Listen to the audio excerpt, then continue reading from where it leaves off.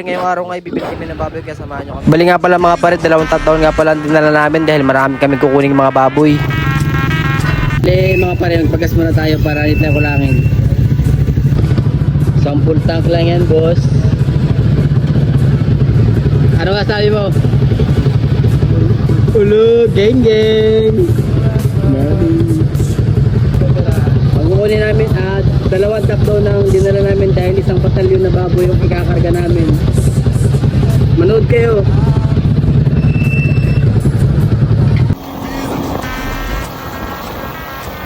Dito na tayo mga pare. Grasya na. Tumulong lang sa akin ay sarili ko. Sa mga tita hati kami ng sarili ko. Laging puyat ginagawa ang aking empire. Alas 3 ng umaga parang vampire. Kinaya ng iba pero surrender. Iwan na naman sila pag ito'y Sugatan pa ako. kasama talaga yun. Ilang kilo yung pinakababa? 94? 80 yung pinakababa guys. Mga pare. Uwi na kami ng Quezon. Iyan na naman guys. Sila. Yan. Ito pa yung isa.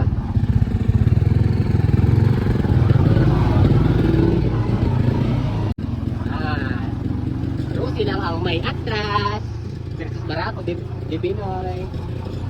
Baldo di kinaya. Hindi bato dito sa unahan ay unahan.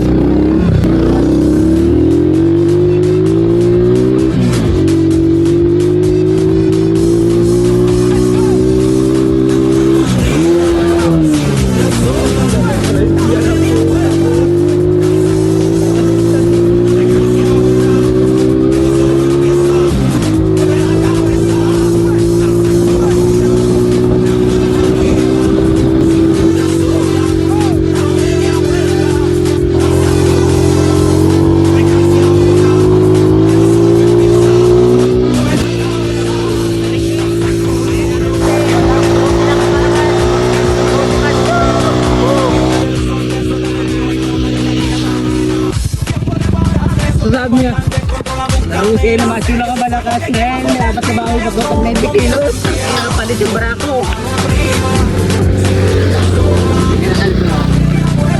Shit, sabi.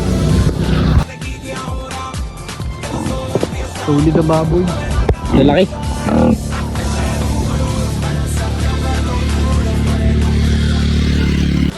Hindi wala, kahit apat na baboy. Wala sa Rossi. Rossi lang malakas siya. Isa natin kasama niya, hirap na. Narinig yung motor na. Para ako pa yun niya. Pero wala.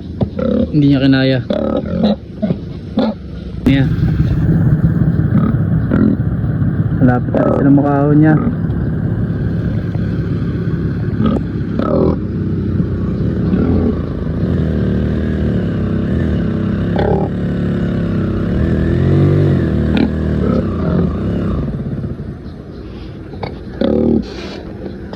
Hirap na siya.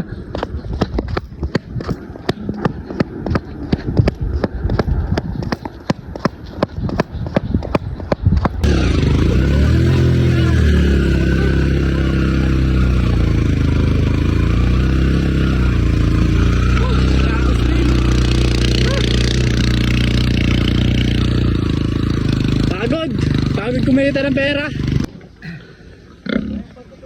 Yun. Sino mas malakas?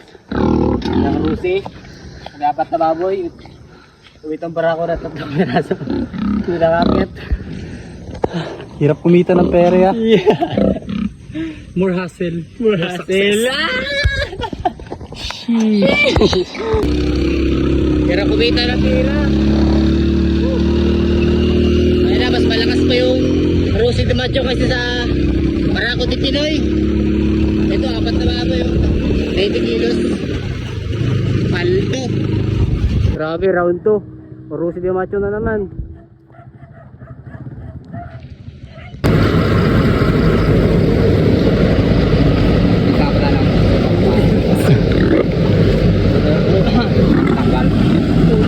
Ay, bigay sa alanganin ba? May madulas yung Malaki, papadya sa ano? Tumira lang.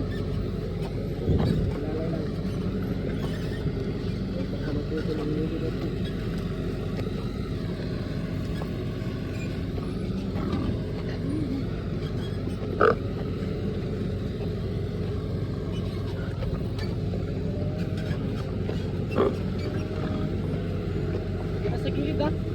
Doon sa patago. Sa bintado. Ito naman eh.